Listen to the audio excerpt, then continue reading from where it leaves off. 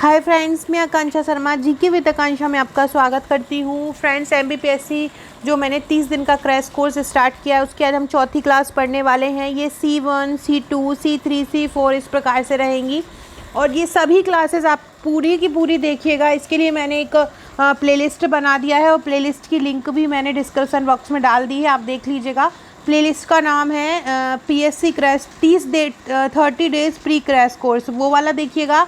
एक और जो प्री क्रैश कोर्स है वो पुराने वीडियोस हैं, वह चाहे तो देख सकते हैं, नहीं तो आप ये 30 दिन के कोर्स में जो वीडियोस मैंने पहले करवाए हैं उसका भी मैं रिवीजन करवा दे रही हूँ पूरा एक साथ। ये मैराथन वीडियो है और इसके पहले के 3 वीडियो पहले देख लीजिएगा ताकि आपका पूरे के पूरे वीडियो के रिवीजन हो पाए। इसमें मैं करंट भी करवा दूँगी, हर चीज़ आपको कवर करवा दूँगी। तो चलिए स्टार्ट करते हैं।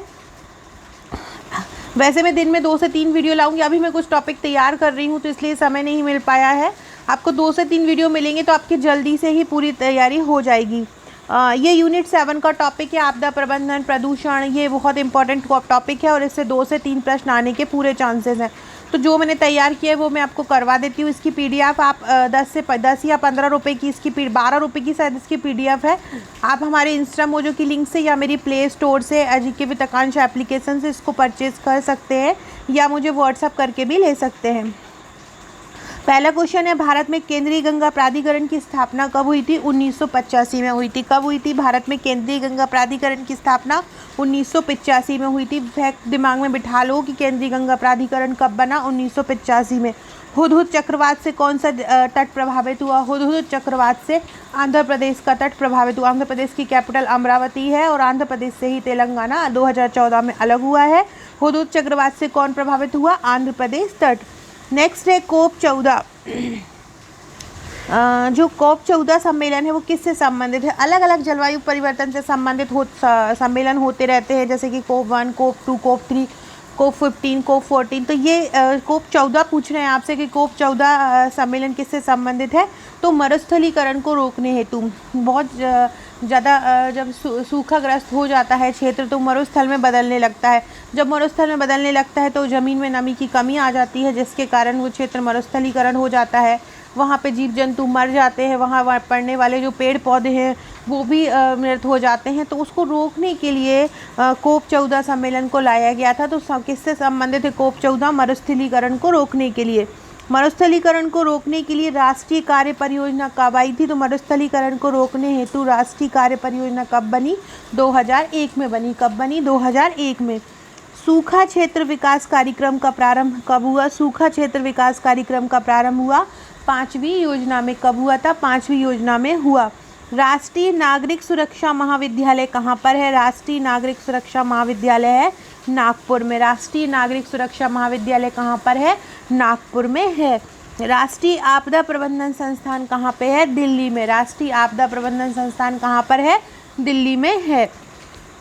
राष्ट्रीय आपदा प्राधिकरण किस मंत्रालय के अधीन आता है? तो राष्ट्रीय आपदा प्राधिकरण मंत्रालय किस मंत्रालय के अधीन आता है? Very very important question. राष्ट्रीय आपदा प्रबंधन संस्थान कहाँ पर है? दिल्ली में है। और राष्ट्रीय आपदा प्राधिकरण किस मंत्रालय के अधीन आता है? तो गृह मंत्रालय के अधीन आता है। भोपाल गैस त्रासदी कब हुई थी? तो 3 दिसंबर 1984 को हुई थी, यूनियन गैस कार्बाइड के रिसाव के कारण। सूखा क्या होता है? सूखा क्या है? को भी 4 ऑप्शन दे देंगे तो सूखा की डेफिनेशन आपको याद होना चाहिए। एक मंद गति से प्रभावित करने वाली आपदा है। सूखा को छोड़कर अन्य प्राकृतिक आपदा से संबंधित नोडल मंत्रालय क्या है? सूखा के लिए नोडल मंत्रालय गृह मंत्रालय नहीं है। सूखा को छोड़कर जितनी भी आपदाएं आती हैं उनसे संबंधित नोडल मंत्रालय है गृह मंत्रालय। कौन सा है? गृह मंत्रालय। ये याद रखिएगा क्योंकि आपदा को हम पढ़ रहे हैं तो इसका नोडल मंत्रालय आपको याद रखना है, गृह मंत्रालय है। अंतर्राष्ट्रीय आपदा निवारण दिवस कब मनाया जाता है? 13 अक्टूबर। अंतर्राष्ट्रीय आपदा निवारण दिवस कब होता है? 13 अक्टूबर को होता है। 2005 में विश्व आपदा न्यूनीकरण सम्मेलन का आयोजन कहाँ हुआ? जापान में हुआ। 2005 में विश्व आपदा न्यूनीकरण सम्मेलन का आयोजन कहाँ हुआ? जापान में। ये भी आपसे पूछ सकते हैं विश्व आपदा न्यूनीकरण सम्मेलन का आयोजन कब हुआ? तो 2005 में हुआ। सैटेलाइट संचार प्रणाली क्या होती है? जो पृथ्वी पर किसी आपदा से बाधित नहीं होती। सैटेलाइट संचार प्रणाली क्या होती है? जो पृथ्वी पर कोई भी आपदा हो रही हो उससे बाधित नहीं होती, उनको बोलते हैं हम सैटेलाइट संचार प्रणाली। अगला क्वेश्चन है, केंद्रीय जल आयोग की स्थापना कब हुई थी? तो केंद्रीय जल आयोग की स्थापना कब हुई थी? 1945 में।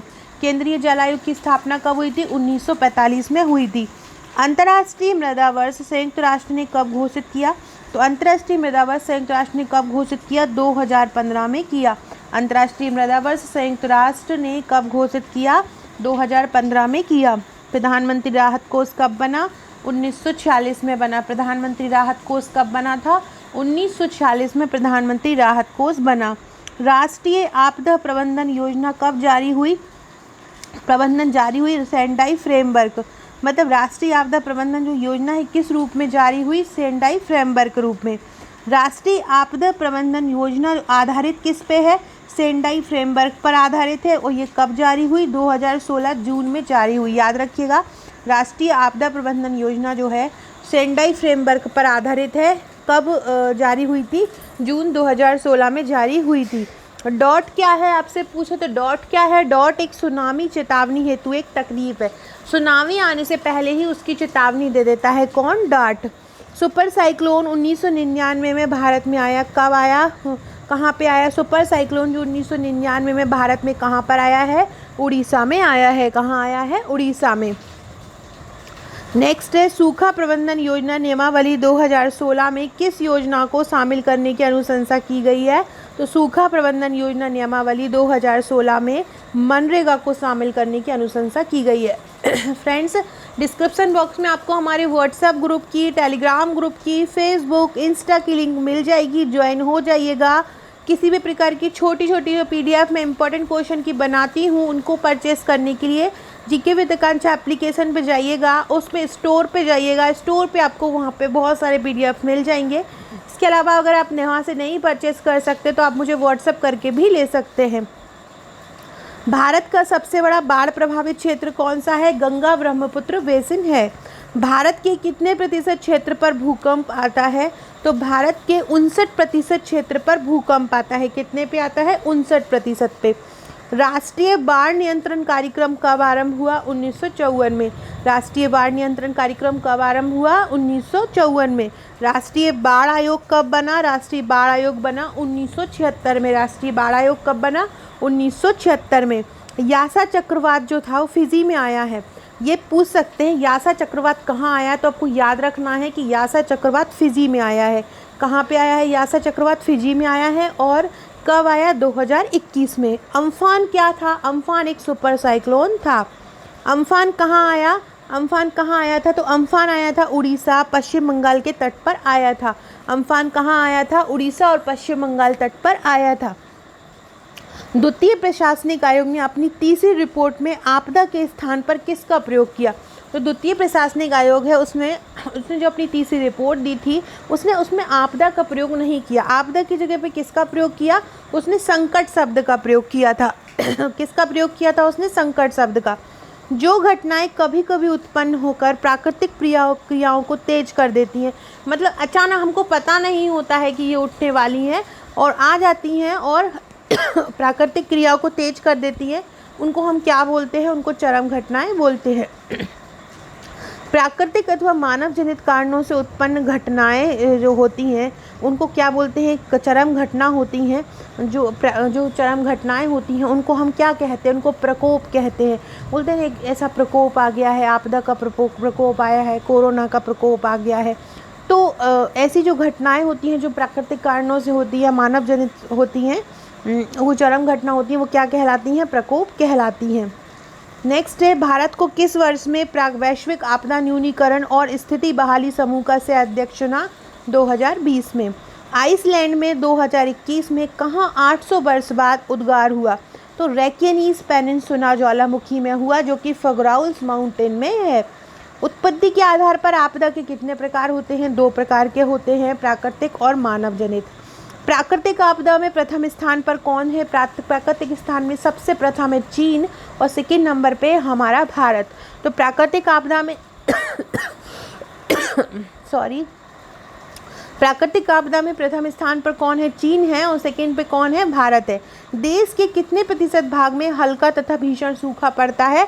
68% भाग में। देश के कितने प्रतिशत भाग में हल्का तथा भीषण सूखा पड़ता है? 68% भाग में पड़ता है।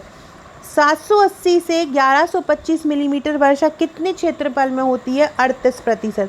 780 से 1125 मिलीमीटर वर्षा भारत के कितने क्षेत्र में होती है? कुल क्षेत्रफल के कितने प्रतिशत पर होती है? 38%। 750 मिलीमीटर से कम वर्षा कितने क्षेत्र में होती है? 33%। 7500 किलोमीटर तटीय क्षेत्र में कितने प्रतिशत भाग चक्रवात के प्रति संवेदनशील होते हैं? तो 7500 किलोमीटर जो तटीय क्षेत्र है उसका 71% भाग चक्रवात के प्रति संवेदनशील होते हैं। वल्नरेबिलिटी एटलस किसने और कब प्रकाशित किया? तो 1997 में प्रकाशित किया। किसने किया? भवन निर्माण सामग्री प्रौद्योगिकी केंद्र मतलब BMTPC ने प्रकाशित किया। कितनी जमीन भारत की बाढ़ से प्रभावित है? 40 मिलियन हेक्टेयर। सर्वाधिक बाढ़ प्रभावित राज्य कौन से हैं? तो सर्वाधिक बाढ़ प्रभावित राज्य हैं, सबसे पहले है उत्तर प्रदेश, 33% बाढ़ आती है यहाँ पे। फिर बिहार 27% आती है। पंजाब हरियाणा यहाँ पे 15% आती है। हाल ही में केरल में विनाशकारी बाढ़ कब आई थी? 2018 में आई और 2021 में भी आई। केरल में विनाशकारी बाढ़ 2018 में भी आई है और 2021 में भी आई है, मतलब अभी। गंगा बाढ़ नियंत्रण आयोग कब बना? तो ये 1972 में बना। आपसे पूछे कहाँ पे बना? तो पटना में बना। तो गंगा बाढ़ नियंत्रण आयोग कहाँ बना और कब बना? 1972 में बना। कहाँ बना? पटना में। 77 जिलों में भारत के 75 सेंटीमीटर से भी कम वर्षा होती है। ये क्वेश्चन आपसे पूछ सकते हैं कि भारत के ऐसे कितने ज़िले हैं जहाँ 77 मीटर से भी कम वर्षा होती है। मतलब जहाँ पे 75 सेंटीमीटर से भी कम वर्षा होती है। भारत के ऐसे कितने ज़िले हैं? तो 77 ज़िले ऐसे हैं जहाँ पे भारत के 75 सेंटीमीटर से भी कम वर्षा होती है। उष्णकटिबंधीय जो चक्रवात होता है उसमें वायुदाब की लवणता बहुत ज़्यादा होती है। उष्णकटिबंधीय चक्रवात में क्या होता है? वायुदाब की लवणता ज़्यादा होती है। अगला क्वेश्चन है, तूफान की आंख किसे कहते हैं? वेरी वेरी इंपॉर्टेंट क्वेश्चन, बहुत इंपॉर्टेंट है, इसको अच्छे से याद कर लीजिएगा। तूफान की आंख किसे कहते हैं? तूफान की आंख किसे कहते हैं? जो चक्रवात होता है कुछ इस तरह से होता है। तो ये जो यहाँ पे जो बन जाता है उसको हम बोलते हैं आँख। तो तूफान की आँख किसको बोलते हैं? चक्रवात को बोलते हैं। भारत में जो चक्रवात है वो किन अक्षांशों के बीच आते हैं? अगर आपसे पूछा जाए तो भारत में जो चक्रवात होते हैं वो 10 से 15 डिग्री अक्षांशों के बीच आते हैं। कितने? 10 डिग्री से 15 डिग्री अक्षांशों के बीच आते हैं। बंगाल की खाड़ी में जो चक्रवात आते हैं वो कब आते हैं? अक्टूबर नवंबर में आते हैं। बंगाल की खाड़ी में चक्रवात कब आते हैं? अक्टूबर नवंबर में आते हैं। फोनी तूफान कब और कहाँ आया? फोनी तूफान जो है 2019 में आया उड़ीसा में। फोनी तूफान कहाँ आया? 2019 में उड़ीसा में। तितली तूफान 2018 में कहाँ आया? उड़ीसा में आया। ओखी चक्रवात 2017 में कहाँ आया? ओखी चक्रवात 3 जगहों पे आया। कौन कौन से? लक्षद्वीप, तमिलनाडु और केरल। नाडा चक्रवात 2016 में कहाँ आया? तमिलनाडु में। जल चक्रवात 2010 में कहाँ आया? उड़ीसा और आंध्र प्रदेश में। बादल जो फटता है वो किस प्रकार की वर्षा से फटता है? किस प्रकार के बादलों से फटता है? तो जो कपासी वर्षा होती है या कपासी बादल होते हैं उनसे उन प्रकार के बादल जो होते हैं वो फट जाते हैं। उत्तराखंड में केदारनाथ त्रासदी कब आई थी? 2013 में आई थी। और फरवरी 2021 में अभी वर्तमान में ही चमोली में बादल फटा था। चमोली जो तपोवन है वहाँ पे भी बादल फटा था और 150 लोगों की मृत्यु हो गई थी। मध्य प्रदेश में कब भूकंप? मध्य प्रदेश का जो सिवनी जिला है जबलपुर क्षेत्र में जो आता है वहाँ 22 नवंबर 2020 में भूकंप आया था और इसकी तीव्रता कितनी थी? 4.7 तीव्रता का आया था। भूकंप को रिएक्टर स्केल में नापते हैं, ये आप लोगों को सबको पता ही होगा। तो मध्य प्रदेश के सिवनी में 22 नवंबर 2020 में भूकंप आया। डार्ट जो एक सुनामी चेतावनी यंत्र है जो सुनामी की पूर्व हमें चेतावनी दे देता है, इस डार्ट का फुल फॉर्म क्या है? डार्ट का फुल फॉर्म क्या है? डी से हो जाएगा deep ocean assessment and reporting of tsunami. क्या हो जाएगा? Deep ocean assessment and reporting of tsunami. विश्व का सबसे आधुनिक व सक्षम सुनामी चेतावनी प्रणाली कहाँ स्थापित हुई है? हिंद महासागर में।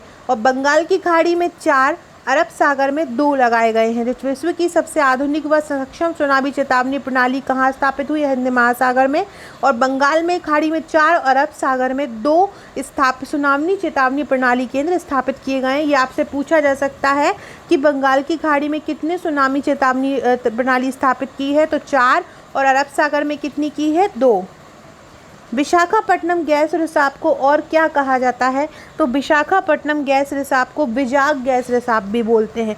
विशाखापट्टनम गैस रिसाव को क्या बोलते हैं? विजाग गैस रिसाव भी बोलते हैं। आपदा प्रबंधन चक्र की अवधारणा योकोहामा सम्मेलन कब आया? 1994 में आया। कब आया था?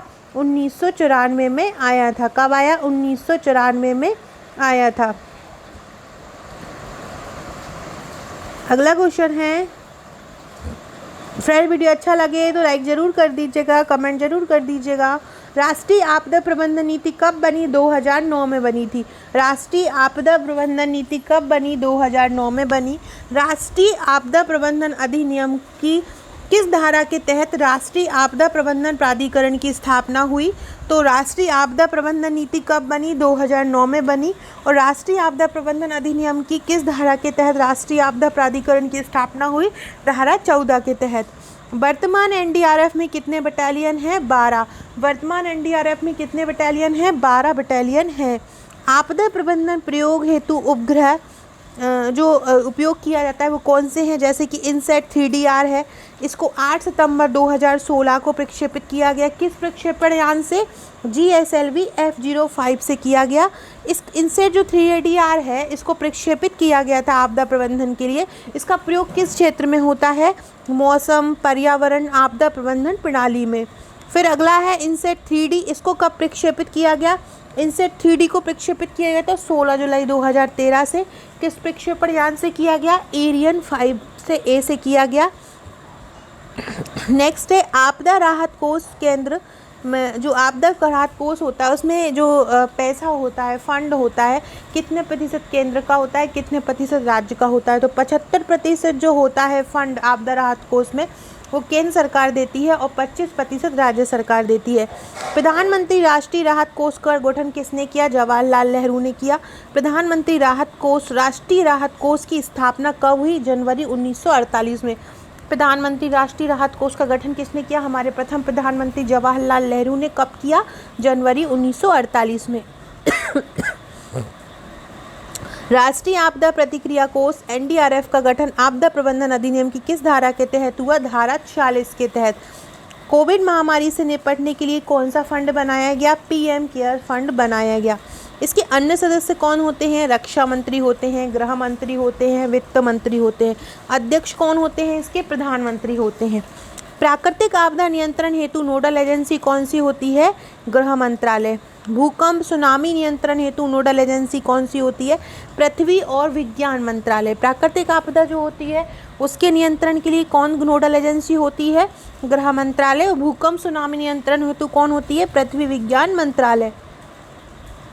बाढ़ नियंत्रण के लिए नोडल एजेंसी कौन सी होती है? बाढ़ नियंत्रण के लिए होती है जल संसाधन मंत्रालय। सूखा नियंत्रण नोडल एजेंसी कौन सी होती है? कृषि मंत्रालय। याद रखिएगा, सूखा के लिए कौन सी होती है? कृषि मंत्रालय होती है। रासायनिक आपदा नियंत्रण नोडल एजेंसी कौन सी होती है? रसायन से कोई आपदा आती है तो उसके लिए नोडल एजेंसी गृह मंत्रालय ही होती है। सर्वव्यापी जो महामारी है उसके लिए नियंत्रण नोडल एजेंसी, महामारी कोई फैली जैसे वर्तमान में फैल रही है वो उसकी होती है स्वास्थ्य परिवार कल्याण मंत्रालय। अंतर्राष्ट्रीय प्राकृतिक आपदा अल्पीकरण सम्मेलन कब हुआ? 1994 में। कहाँ हुआ? जापान के योकोहामा में। सेंडाई फ्रेमवर्क कब से कब तक के लिए बना है? 2015 से 2030 के लिए बना है। इसको कितने देशों ने स्वीकार किया? 168 देशों ने। अंतर्राष्ट्रीय पुनरुत्थान मंच का गठन कब हुआ? 2005 में। कहाँ हुआ? जापान के कोबे में। प्राकृतिक आपदा न्यूनीकरण के लिए अंतर्राष्ट्रीय दिवस कब मनाया जाता है? 13 अक्टूबर को। विश्व का 7वां सबसे बड़ा जोखिम युक्त शहर कौन है? कोलकाता। विश्व का सबसे बड़ा 7वां मतलब हमारे भारत में है 7वां सबसे बड़ा जोखिम युक्त शहर जहाँ पे आपदाएं आती ही रहती है। पश्चिम बंगाल की कैपिटल कोलकाता में। नदियों द्वारा उत्पन्न बाढ़ के संदर्भ में विश्व में 5वां स्थान कौन सा है? कोलकाता का। विश्व का सबसे बड़ा आपदा जो सबसे बड़ा जोखिम युक्त शहर कोलकाता में है। और नदियों द्वारा अगर बाढ़ की स्थिति के संदर्भ में देखा जाए तो बाढ़ की स्थिति में विश्व में 5वें स्थान पे कौन है? कोलकाता। सो फ्रेंड्स, ये आपदा से संबंधित कुछ क्वेश्चन थे। आपको इसी प्रकार के क्वेश्चन करना है। कुछ एक दो जो मतलब अपन के पुराने जहाँ पे बाढ़ वगैरह आई हैं उसके लिए भी मैं एक वीडियो लाके वो भी कवर करवा दूंगी, तो आपदा वाला टॉपिक आपका पूरा कंप्लीट हो जाएगा। कल में जो यूनिट 7 है आपकी स्वास्थ्य नीति, उससे संबंधित कोरोना से संबंधित जितने भी फैक्टर रहेंगे उसके लिए मैं वीडियो लेके आएंगी। वो हमारी C5 रहेगी, मतलब क्लास 5 रहेगी। इसके बाद यूनिट 1 से लेके इतिहास के, भूगोल के, मध्य प्रदेश के, फिर हमारे ट्रेडिशनल सब्जेक्ट भारत के भूगोल, भारत का इतिहास, इसके मैं इंपॉर्टेंट वस्तु लिस्ट आपको करवा दूंगी, तो वो आपका कंप्लीट हो जाएगा। सो फ्रेंड, वीडियो अच्छा लगा हो तो लाइक शेयर जरूर कीजिएगा, चैनल को सब्सक्राइब कीजिएगा और अपने फ्रेंड्स को शेयर कीजिएगा ताकि ज़्यादा से ज़्यादा लोगों को वीडियो का लाभ मिले। Okay friends, thank you.